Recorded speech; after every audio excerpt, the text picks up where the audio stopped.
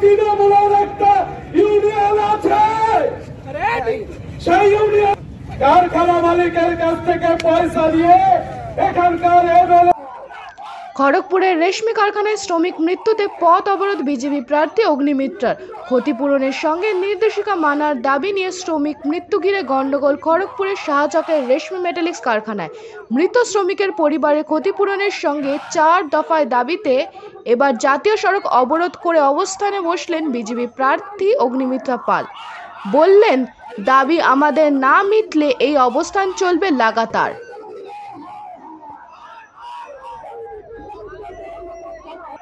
এবং তৃণমূলের নেতারা দিনের পর দিন দালালি করছে বন্ধু।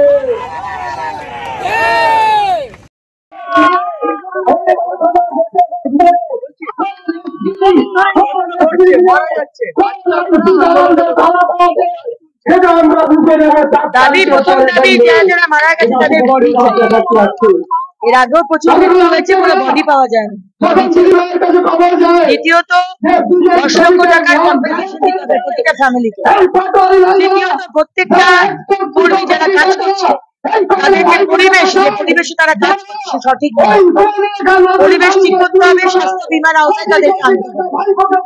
চতুর্থ, লোকাল ছেলেমেয়েদের কাজ দেওয়া হচ্ছে না, শুধু বিহার উড়িষ্যা ইউপি থেকে আনা হচ্ছে, যাতে অ্যাক্সিডেন্ট হলে ফান্ডেসে ফেলে দেওয়া যায়, প্রতিবাদ করার কেউ লোক থাকবে না, তাই জন্য স্থানীয় মানুষকে দেওয়া হচ্ছে, স্থানীয় মানুষকে নিতে হবে। দূষণ, যে লেভেলের পলিউশন করছে এই রেশমি মেটালিক্স, কোটি কোটি টাকার মুনাফা করবেন, প্রফিট করবেন,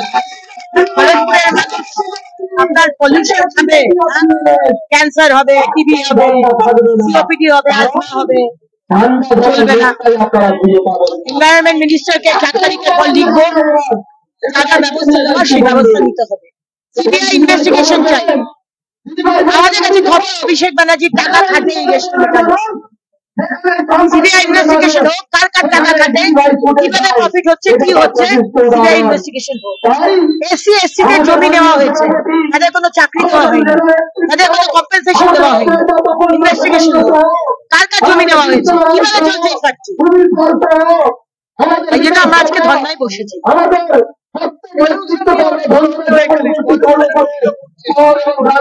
7 তারিখের পরে এনভায়রনমেন্ট মিনিস্টারের কাছে চিঠি দেবো, সাংসদ হব, পার্লামেন্টে তার সাথে দেখা করবো, এই মিনিস্টার হবে, মাননীয় প্রধানমন্ত্রীকে জানাবো, ইনভেস্টিগেশন যাতে হয় এবং এই কোম্পানি কিভাবে চলছে, কেন পলিউশন হচ্ছে, কেন পলিউশনে মেশিন লাগছে না, পুলিশ প্রশাসন মমতা ব্যানার্জি অভিষেক ব্যানার্জি মিলে খড়গপুর মেদিনীপুরের মানুষকে অত্যাচার করবেন আর আমরা চুপ করে বসে থাকবো, এটা তো হতে পারে না।